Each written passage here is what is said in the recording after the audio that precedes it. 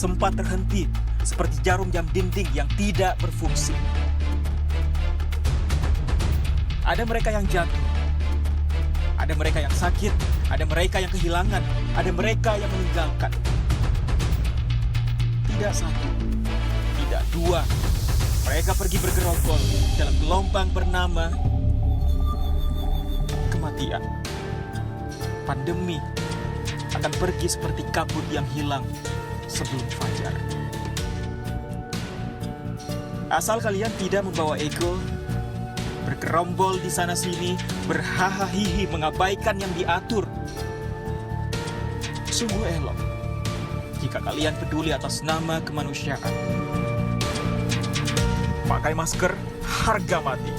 Gak pakai masker, bisa mati.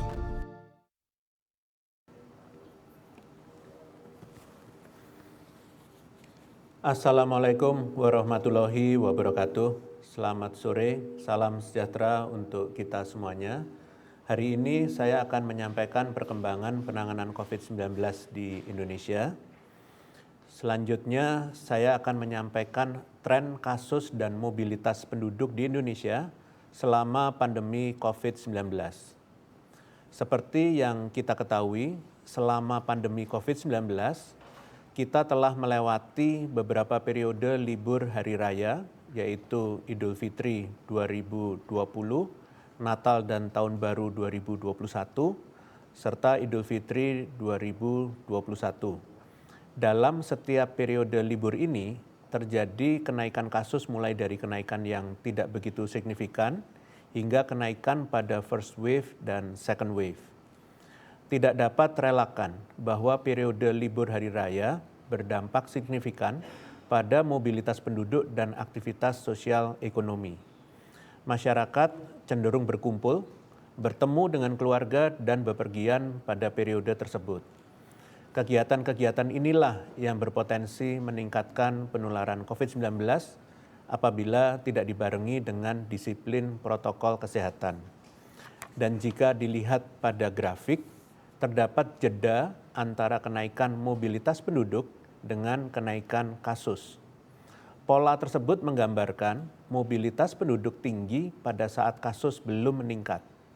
Begitu kasus meningkat, mobilitas langsung turun drastis karena kebijakan pembatasan yang diterapkan. Pola tersebut berulang. Ketika kasus mulai melandai, mobilitas kembali meningkat. Peningkatan paling tajam terjadi pada periode libur Idul Fitri 2021 dan tidak lama kemudian kita mengalami second wave dan mobilitas perlahan menurun. Adanya pola ini menunjukkan bahwa pemerintah responsif dalam menurunkan lonjakan kasus dengan langsung menetapkan kebijakan terkait pembatasan mobilitas. Adanya penurunan mobilitas saat kasus meningkat juga tidak terlepas dari kepatuhan masyarakat dalam menaati kebijakan pembatasan mobilitas yang ditetapkan oleh pemerintah. Hal yang perlu diwaspadai adalah dengan melandainya kasus COVID-19 saat ini pasca second wave, mobilitas penduduk cenderung mengalami peningkatan. Dengan pola yang ada, bukan tidak mungkin kasus COVID-19 dapat kembali meningkat di kemudian hari sebagai dampak dari mobilitas yang meningkat saat ini. Terlebih, saat ini kita juga mulai melakukan pembukaan aktivitas sosial ekonomi secara bertahap. Pembatasan, pelonggaran mobilitas mungkin saja akan terus terjadi, namun di saat penurunan kasus ini, kuncinya adalah kesadaran masyarakat untuk mandiri, melihat situasi, dan bijak dalam menjalankan aktivitas sosial ekonomi. Meskipun saat ini pelonggaran mobilitas mulai diterapkan, namun dimohon kepada masyarakat untuk tetap berhati-hati dalam berkegiatan sehari-hari dan menghindari kerumunan semaksimal mungkin. Dalam rangka mempertahankan pelandaian kasus COVID-19 saat ini, pemerintah terus mendorong peningkatan cakupan vaksinasi di seluruh Indonesia. Vaksin dosis lengkap terbukti dapat mengurangi keparahan gejala, risiko perawatan di rumah sakit, dan risiko kematian. Hasil penelitian juga menunjukkan bahwa orang yang sudah divaksin, risiko tertular kembali menjadi lebih rendah, jumlah virus dalam tubuh lebih cepat turun, dan peluang terbentuknya varian baru lebih kecil. Namun tentu saja vaksin tidak dapat menjadi satu-satunya tameng kita dalam menghadapi pandemi ini. Vaksinasi, terutama jika hanya dosis pertama dan tidak dibarengi kepatuhan protokol kesehatan, tidak dapat menjamin lonjakan kasus untuk tidak terjadi lagi. Belajar dari pengalaman negara-negara dengan cakupan vaksinasi dosis pertama yang tertinggi di dunia, yaitu Singapura 79%, Finlandia 73%, Inggris 71%, Jepang 66%, dan Amerika Serikat 63%. Nyatanya, lonjakan kasus masih dapat terjadi. Adanya lonjakan kasus pada negara-negara dengan vaksinasi yang tinggi ini terjadi karena di Singapura, relaksasi dilakukan dengan berfokus pada penguatan 3T dan peningkatan cakupan vaksinasi dan kurang berfokus pada pencegahan, yaitu protokol kesehatan di tempat umum. Klaster mulai bermunculan seperti klaster dari restoran dan tempat makan di bandara, tempat karaoke, mal, hingga terminal bus. Di Finlandia, peningkatan terjadi karena klaster tim sepak bola yang datang dari Rusia dan masuk ke Finlandia tanpa dilakukan tes screening terlebih dahulu. Selain itu, masyarakat cenderung tidak merespon pada upaya tracing yang dilakukan oleh pemerintah sehingga menghambat pelacakan dan penanganan kasus sejak dini.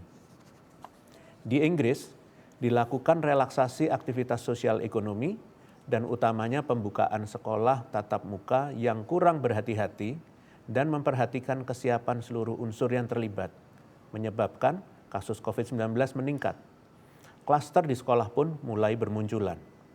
Di Jepang, terdapat klaster atau penambahan kasus COVID-19 yang berhubungan dengan kegiatan Olympic Games. Selain itu, meskipun pembatasan yang ketat dilakukan dalam pelaksanaan Olympic Games, namun hal tersebut masih berpengaruh signifikan terhadap pola kegiatan sosial masyarakat di Jepang. Masyarakat cenderung berkerumun untuk menonton pertandingan bersama-sama di bar, kafe, maupun restoran. Di Amerika Serikat, cakupan vaksinasi yang tinggi tidak dibarengi dengan pengawasan dan pelaksanaan protokol kesehatan yang baik. Penggunaan masker yang tidak menjadi kewajiban di beberapa tempat umum di saat kegiatan aktivitas sosial ekonomi sudah berjalan normal menjadi salah satu penyebab adanya kenaikan kasus. Tentunya dengan adanya lonjakan kasus di berbagai negara dengan cakupan vaksinasi dosis pertama yang tinggi, kita tidak boleh semata-mata bergantung pada efek vaksinasi untuk mencapai target endemi COVID-19. Penting untuk dipahami bahwa target vaksinasi pada masa pandemi adalah untuk membentuk kekebalan komunitas. Kekebalan komunitas baru dapat terbentuk dengan sempurna apabila seluruhnya telah mendapatkan vaksinasi dosis lengkap. Untuk itu, kita tidak boleh berpuas diri dan merasa aman hanya dengan vaksin, terutama jika hanya vaksin dosis pertama.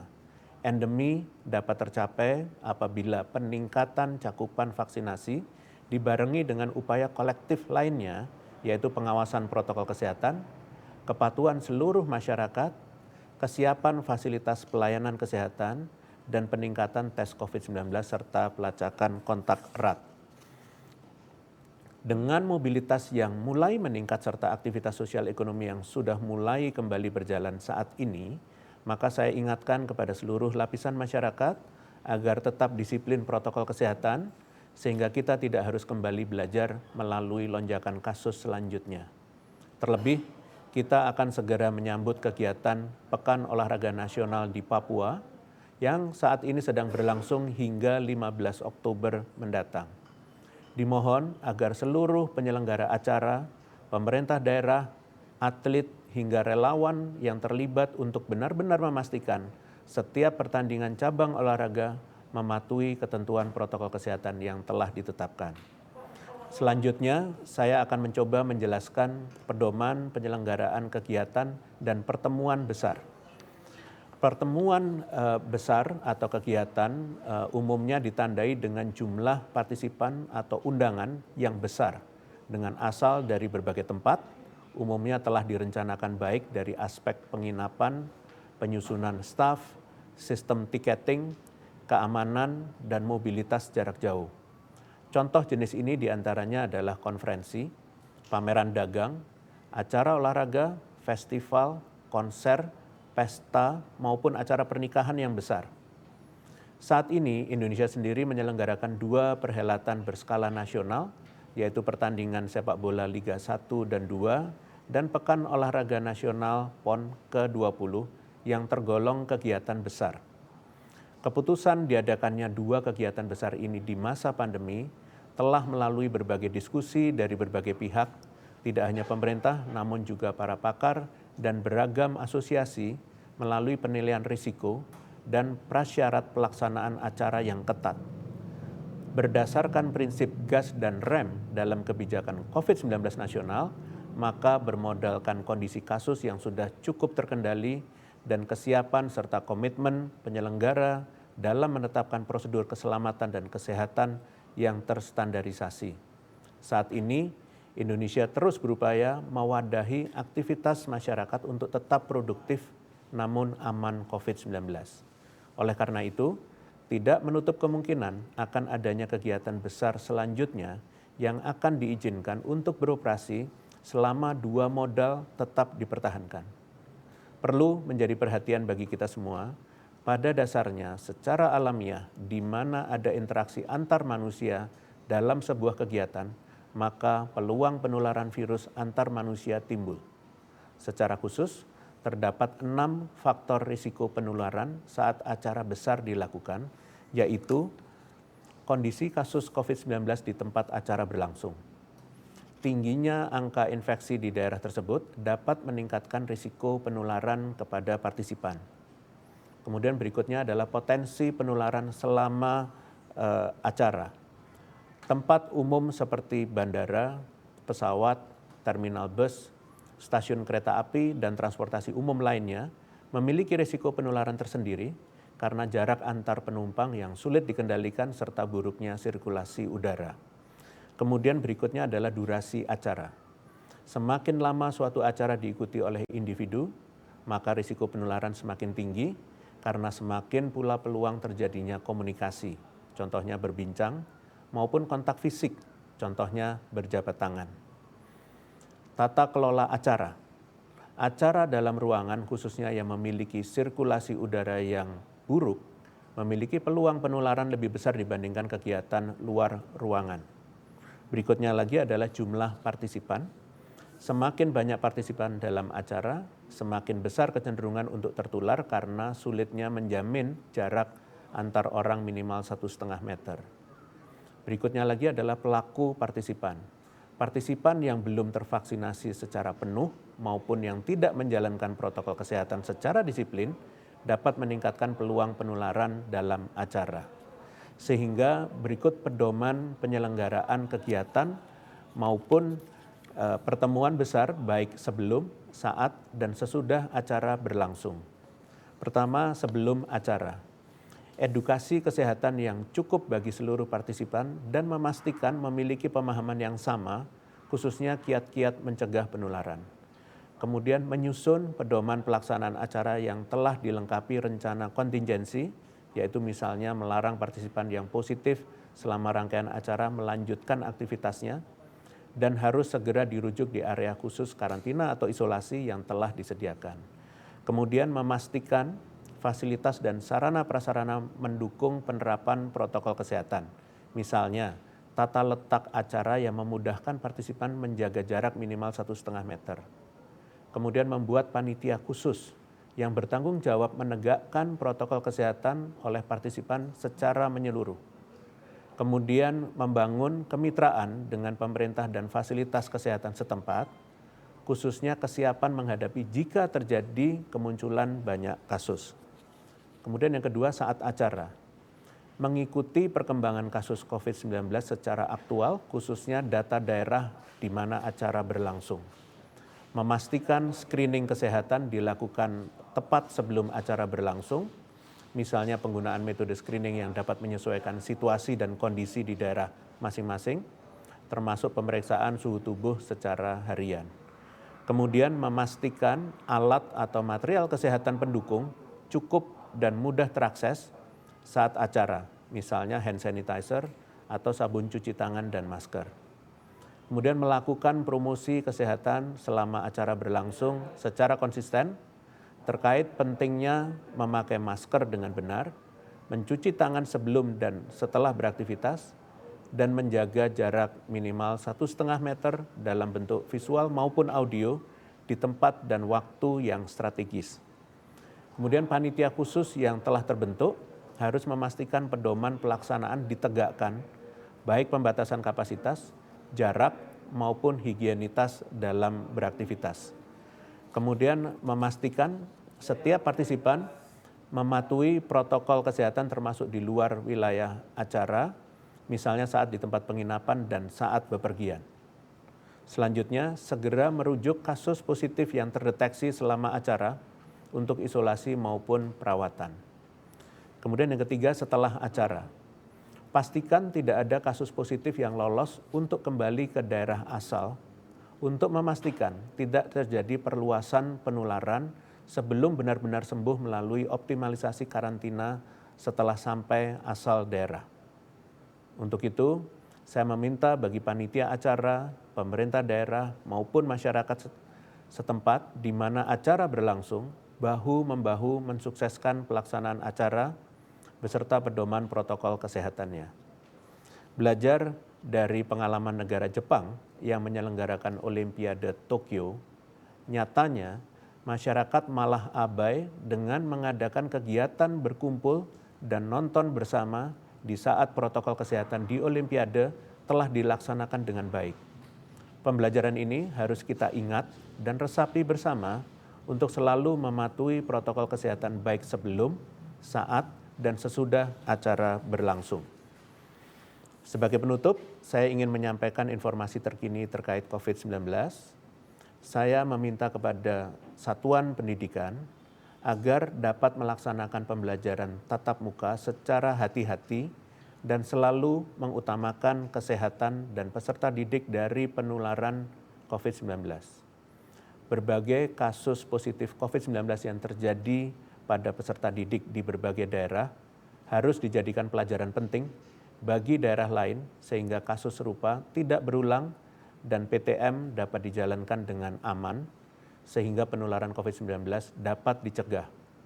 Selain itu, perhatikan juga peluang penularan di rumah, perjalanan, maupun saat kegiatan belajar mengajar berlangsung. Pastikan siswa dan tenaga pengajar secara disiplin mematuhi protokol kesehatan.